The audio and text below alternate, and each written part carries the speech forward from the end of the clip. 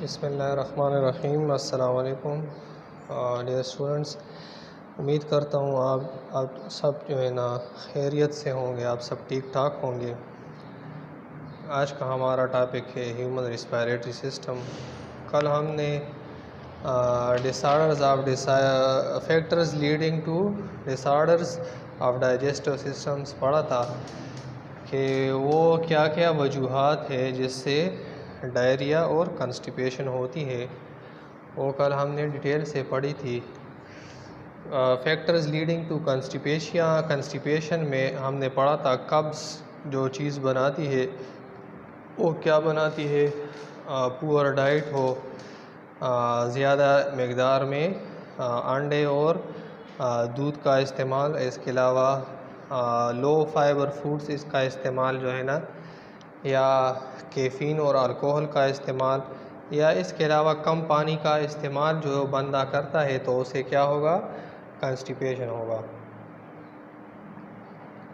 उसके बाद जो है ना हमने फिर प्रिवेंटिव मेजर्स पढ़े थे या प्रिवेंशन पढ़ा था कि किस तरह से इसको रोका जा सकता है या इसको इस कंस्टिपेशन को ना होने दिया जाए। तो उसमें क्या था, पहला जो है था वो अच्छी ग़िज़ाएँ और मशरूबात का इस्तेमाल था, दूसरा एक्सरसाइज था, तीसरा जो था वो ताज़ा खुराक था, और चौथा जो था वो क्या था, हाई फाइबर फूड्स का इस्तेमाल था। इसके बाद जो हमने पढ़ा था डायरिया पढ़ा था, दस्त के क्या काजेज़ होते हैं या किस वजह से होते हैं वो पढ़ा था। किस वजह से होते हैं, वायरस, बैक्टीरिया या पैरासाइट की वजह से होता है, ठीक है, और स्ट्रेस और एंजाइटी की वजह से भी होता है। इसके बाद हमने फिर जो है ना वो क्या पढ़ा था, अल्कोहल पढ़ा था कि ज़्यादा मकदार में जब शराब पी जाए या किसी फूड से एलर्जी हो तो उससे भी डायरिया होती है, या परेशानी या स्ट्रेस की वजह से भी एंजाइटी हो सकती है, या कोई मेडिसिन वगैरह आप ले और वो साइड इफ़ेक्ट करे तो उससे भी आपको डायरिया हो सकता है। फिर हमने प्रिवेंटिव मेजर्स पढ़ी थी, प्रिवेंशन पढ़ा था कि किस तरह हम इसे रोक सकते हैं। तो गंदा खुराक ना खाने से हम इसे रोक सकते हैं, पहला जो था पॉइंट। दूसरा पॉइंट था साफ़ पानी पीने से। तीसरा जो था वो क्या था, साफ़ और ताज़ा सब्जियां और खुराक खाने से, ठीक है।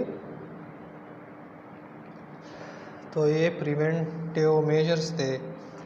फिर हमने वो MCQs की थी। आज जो है ना हम इंशाल्लाह ह्यूमन रेस्पिरेटरी सिस्टम पढ़ेंगे। ये दूसरा आर्गन सिस्टम है जो इस बुक में हम पढ़ेंगे। पहला हमने डाइजेस्टिव सिस्टम पढ़ा था, अब हम जो है ना क्या पढ़ेंगे, रेस्पिरेटरी सिस्टम पढ़ेंगे। तो रेस्पिरेटरी सिस्टम क्या होता है, ये एक ख़ास सिस्टम होता है जिसमें रिस्पायरेशन होता है, ठीक है। रिस्पायरेशन क्या होता है, ये वो सिस्टम होता है जिसमें क्या होता है, रिस्पायरेशन, ठीक है बेटा। रिस्पायरेशन क्या होता है,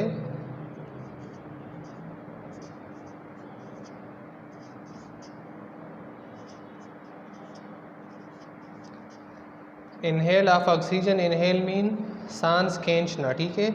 इनहेल ऑफ ऑक्सीजन, ऑक्सीजन को अंदर खींचना या ऑक्सीजन को अंदर लेना।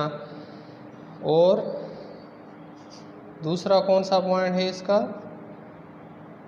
एक्सपल्जन ऑफ कार्बन डाइऑक्साइड या एक्सक्रीशन, ठीक है, या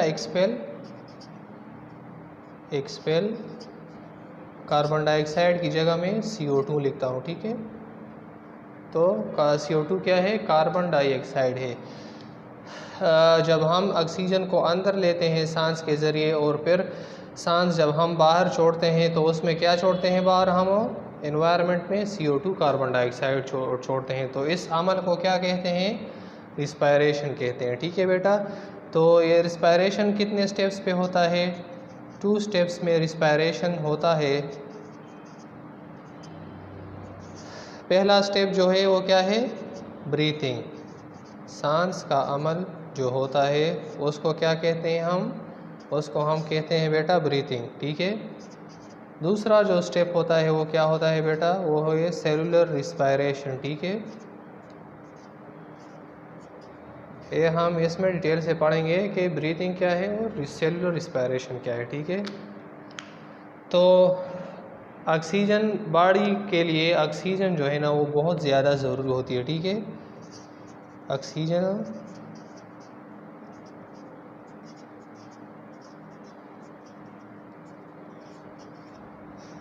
ऑक्सीजन ज़िंदगी की बुनियाद है या ज़िंदगी को सपोर्ट करती है।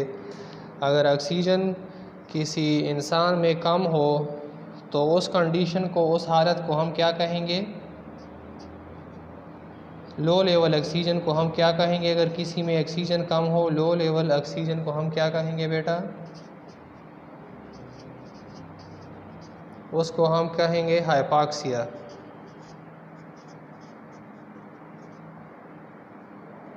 ठीक है बेटा, और लेक ऑफ ऑक्सीजन को हम क्या कहेंगे कि बिल्कुल ऑक्सीजन गायब हो जाए या बिल्कुल ऑक्सीजन जब नहीं मिलता है तो उसे फिर हम बेटा क्या कहेंगे, उसे हम फिर कहेंगे एनॉक्सिया। ठीक है,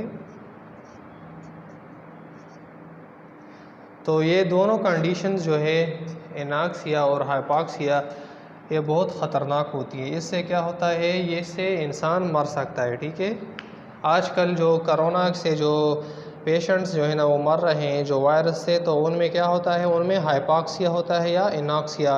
पहले स्टेज में जो है ना वो हाइपॉक्सिया होता है, जब उनकी सांस का मसला जो होने लगता है तो क्या हो जाता है, ऑक्सीजन जो सेचुरेशन होती है, जो ऑक्सीजन लेवल होती है उनकी ब्लड में वो बेटा कम हो जाती है, तो उससे क्या हो जाता है, हाइपॉक्सिया हो जाता है, बंदा शॉक में चला जाता है। फिर जब और कंडीशन ख़राब हो जाती है पेशेंट की तो फिर क्या हो जाता है, एनॉक्सिया हो जाता है। फिर उसको वेंटिलेटर पे डाल देते हैं, मसनूई सांस उसको देते हैं उस मशीन से, और अगर फिर भी जो है ना उसकी कंडीशन ठीक ना हो तो बंदा या इंसान मर जाता है, फोत हो जाता है। ठीक है, तो ये दो कंडीशन है ऑक्सीजन की कमी की वजह से। एक हाइपॉक्सिया है जो ऑक्सीजन कम होने की वजह से हो जाता है, दूसरा एनॉक्सिया है जो ऑक्सीजन जब बिल्कुल ना मिले तो क्या हो जाता है, एनॉक्सिया हो जाता है। ठीक है, तो अब हम जो है ना पढ़ेंगे ब्रीथिंग प्रोसेस पढ़ेंगे। आप जो है ना टॉपिक के साथ साथ अपना बुक भी जो है ना वो यूज़ करें। ठीक है, कि मैं जो भी टॉपिक पढ़ाता हूँ आप बुक खोल के भी वीडियो के साथ साथ वो देखा करें। ठीक है, ये देखिए बेटा, आप ये टॉपिक है आज हमारा, ये ह्यूमन रिस्पायरेटरी जो है ना, ये देखें, इसमें बहुत सारे आर्गन्स होते हैं जो क्या करते हैं, ऑक्सीजन को अंदर लेते हैं और कार्बन डाइऑक्साइड को बाहर करते हैं।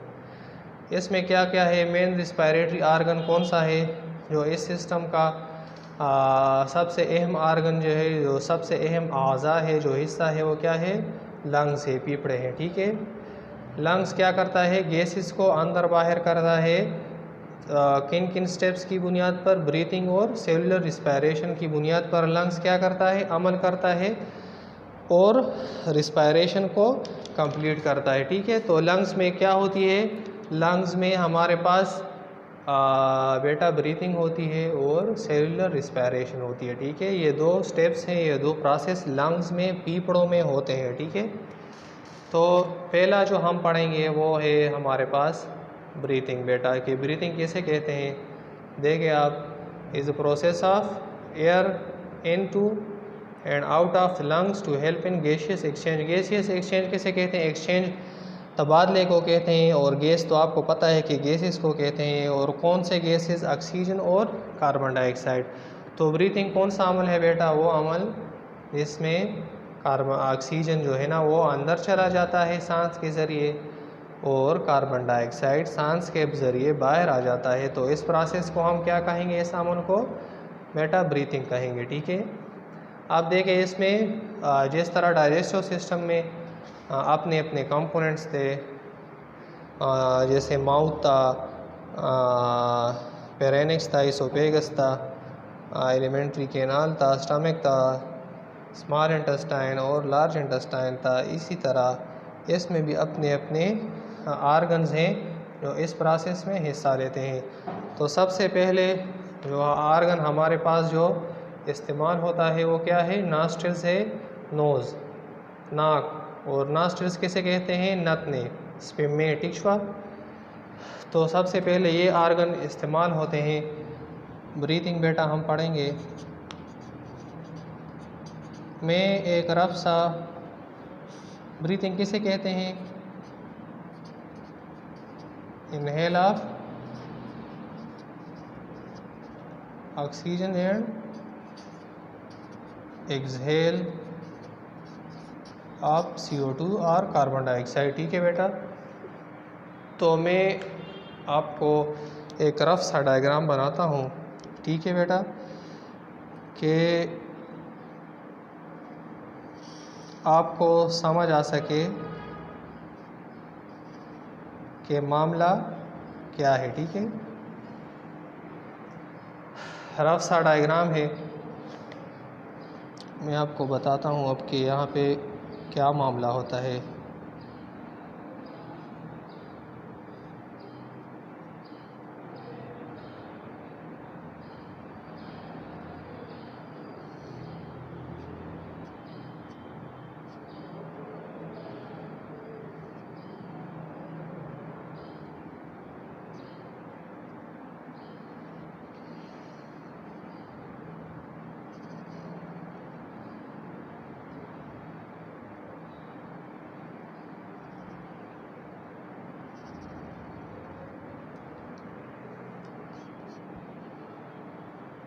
ये रफ सा डायग्राम है बेटा रेस्पिरेटरी सिस्टम का, बस सिर्फ इस आपको समझाने के लिए कि यहाँ पे क्या क्या अमल होता है, ठीक है।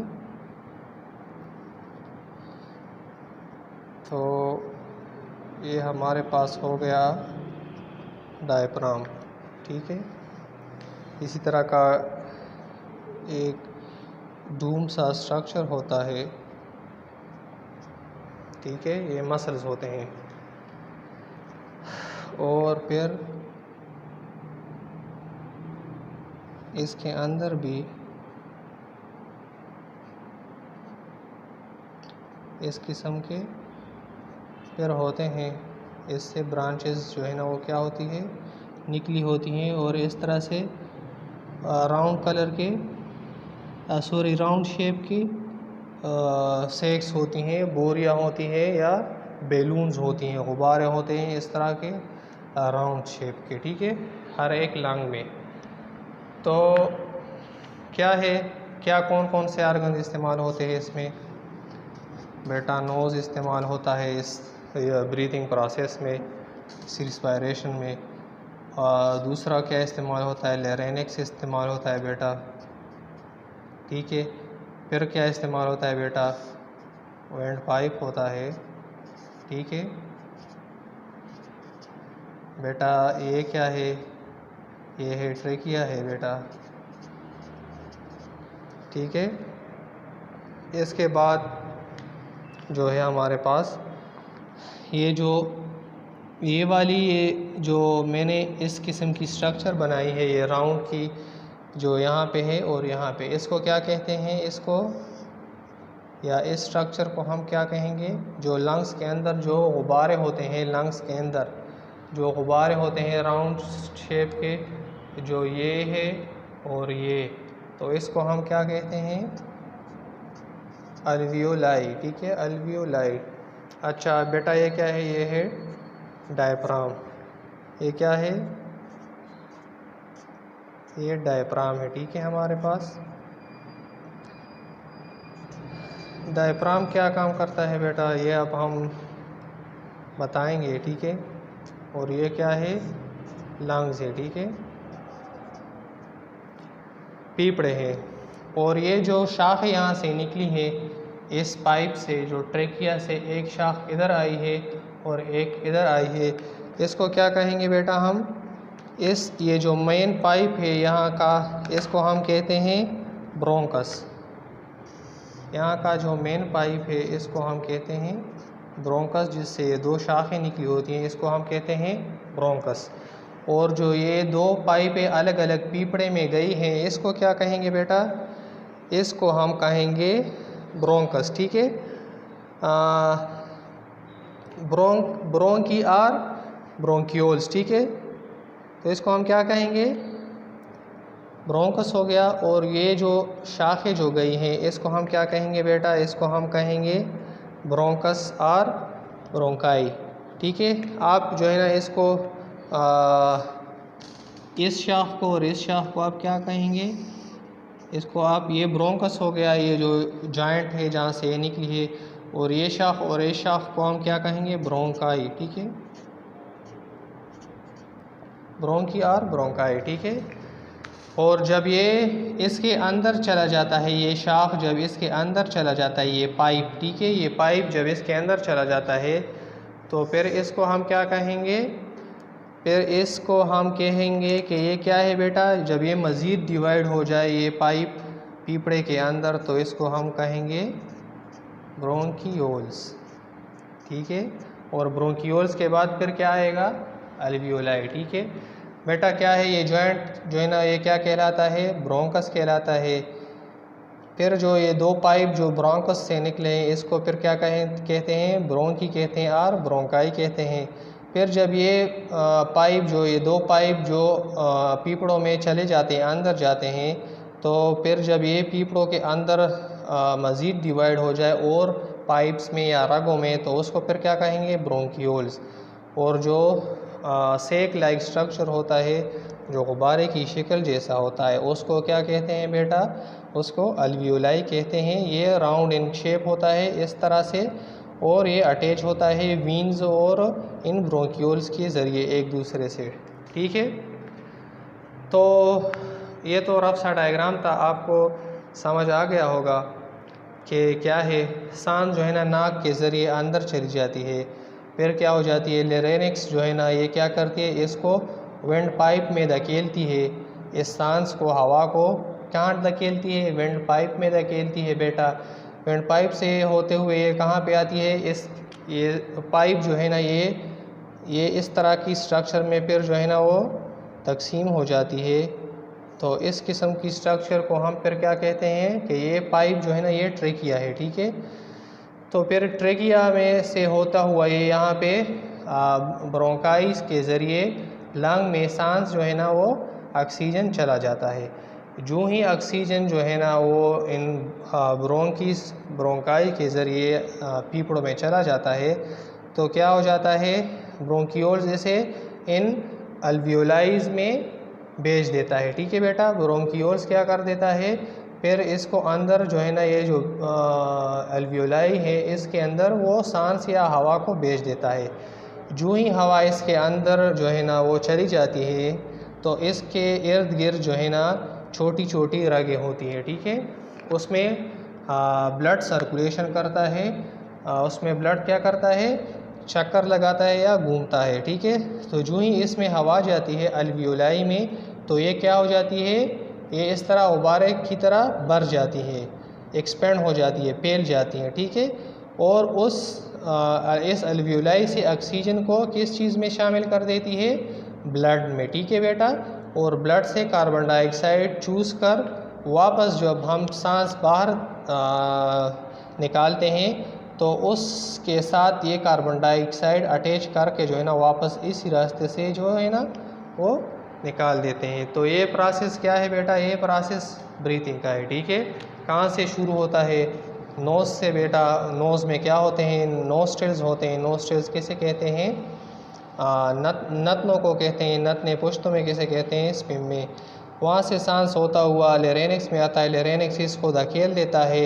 एक दरवाज़ा होता है, कहाँ का, वेंट पाइप का, हवा के पाइप का दरवाज़ा होता है। फिर उस पाइप से होता हुआ, ट्रेकिया से होता हुआ सांस कहाँ पे आ जाता है, ब्रोंकस पे, ब्रोंकस से ब्रोंकाई में, और फिर हर एक पीपड़े में चला जाता है। फिर पीपड़े में ब्रोंकियोल्स इसे कहाँ भेजता है बेटा, अल्वियोलाई में भेज देता है, ठीक है। फिर वहाँ जो है ना ये क्या करता है, ब्लड को, खून को साफ़ करता है, खून में ऑक्सीजन को ऐड करता है, शामिल करता है, और कार्बन डाइऑक्साइड ये अल्वियोलाई क्या करता है, एक्सट्रैक्ट करता है, उससे खून से निकाल देता है, और फिर सांस के ज़रिए उसे हम बाहर निकाल देते हैं। तो ये बेटा आपके पास हो गया रिस्पायरेटरी सिस्टम। ये लंग्स की जो है ना वो फंक्शंस हो गई और इन चीज़ों की कि ये क्या क्या काम करते हैं। डायफ्राम जो है ना वो क्या है, ये मसल्स है एक तरह की, और क्या काम करते हैं, मूवमेंट करती हैं। ठीक है बेटा, ये पीपड़ों के नीचे वाक़ होता है, पीपड़ों के नीचे वाक़ होता है। और ये क्या काम करता है बेटा, चेस्ट एब्डामिन को, पेट को सीने से अलग करता है। ठीक है, पेट को सीने से अलग करता है। और दूसरा क्या काम करते हैं बेटा, ये रिस्पायरेशन, ये इस ब्रीथिंग प्रोसेस को कंट्रोल करने में मदद देता है। ठीक है, तो क्या क्या चीज़ें आज हमने पढ़ी, साइंस की रिस्पायरेटरी सिस्टम पढ़ा। रिस्पायरेटरी सिस्टम में कौन कौन से हैं, जो आर्गन है वो लंग है, लंग में कौन से प्रोसेस होते हैं, एक ब्रीथिंग होता है, दूसरा सेलुलर रिस्पायरेशन होता है। तो ब्रीथिंग आज हमने पढ़ी कि किस तरह से ब्रीथिंग होती है, सांस हम अंदर लेते हैं और क्या होती है, फिर वो लेरेनिक्स और वेंडपाइप ट्रेकिया से होता हुआ ब्रोंकी में आता है, ब्रोंकी से फिर ब्रोंकियोल्स, ब्रोंकी से फिर लंग्स में, और लंग्स से फिर अल्वियोलाई में वो सांस से ऑक्सीजन जाता है और फिर वहाँ से एब्ज़ॉर्ब होता है ब्लड में। तो फिर जो है ना कार्बन डाइऑक्साइड ब्लड से हम ये अल्वियोलाई निकालती है और फिर हवा के साथ वापस सांस के ज़रिए क्या करती है, एक्सहेल करती है। तो ये क्या प्रोसेस हुआ बेटा, ये ब्रीथिंग प्रोसेस हुआ जो लंग्स में होता है। डायफ्राम क्या करता है, इसका एक फंक्शन ये है कि ये पेट के हिस्से को सीने के हिस्से से अलग करता है। दूसरा क्या फंक्शन है, ये ब्रीथिंग प्रोसेस को बेटा क्या करता है, ब्रीथिंग प्रोसेस को ये कंट्रोल करता है, ये डायफ्राम। आगे हम पढ़ेंगे कि ये कैसे ब्रीथिंग प्रोसेस को कंट्रोल करता है। ठीक है, मैकेनिज़्म हम पूरा पढ़ेंगे इंशाअल्लाह कल, कि इन्हेलेशन में क्या क्या चीज़ें होती हैं, डायफ्राम किस तरह अमल करता है या किस तरह ब्रीथिंग प्रोसेस को कंट्रोल करता है, वो हम किस टॉपिक में पढ़ेंगे बेटा, मैकेनिज़्म में पढ़ेंगे। ठीक है, मैकेनिज़्म ऑफ ब्रीथिंग में हम पढ़ेंगे इंशाअल्लाह कल कि वो ये चीज़ें किस तरह से इस्तेमाल होती है। ठीक है, तो ये आज का हमारा टॉपिक हुआ जो लंग्स में ब्रीथिंग होती है उसके बारे में हमने पढ़ा। ये लेफ़्ट लंग जो है ना ये क्या होती है, ये छोटी होती है बनिस्बत राइट लंग की। क्यों, ये राइट लंग है, ये लेफ़्ट लंग है। तो लेफ़्ट लंग क्यों छोटी होती है, इस वजह से कि यहाँ पे क्या होता है, यहाँ पे दिल होता है, तो दिल को जगह देने के लिए थोड़ी सी अल्लाह ने छोटी बनाई है। ठीक है, तो ये आज का हमारा टॉपिक हुआ बेटा। टॉपिक के साथ साथ आप जो है ना बुक जो है ना वो खामखा ज़रूरी मस्ट देखा करें। ठीक है, कि सर कहाँ पे पढ़ रहा है, ये टॉपिक आज हमने पढ़ा, आप इसको पहले देख ले, लेक्चर से पहले या बाद में देख ले, इस पे गौर करें। ठीक है, मैं हर एक लाइन की आपको ट्रांसलेशन नहीं कर सकता, मैं सिर्फ आपको उन चीज़ों के बारे में बताऊंगा जो इम्पोर्टेंट हो इस टॉपिक में, और उसे समझाने की आसान अल्फाज में कोशिश करूँगा। तो ये आज आपका टॉपिक हुआ, अगर किसी जगह समझ नहीं आई हो तो उस चीज़ का बाकायदा नाम लेके आप पूछे कि सर हमें इस जगह की समझ नहीं आई है, या हमें इस लफ्ज़ की या इस प्रोसेस की हमें समझ नहीं आई है। ठीक है, तो मैं उसको फिर आपको एक्सप्लेन करूँगा इंशाल्लाह। तो तब तक के लिए अपना बहुत ख्याल रखिएगा। अल्लाह हाफ़िज़, शुक्रिया।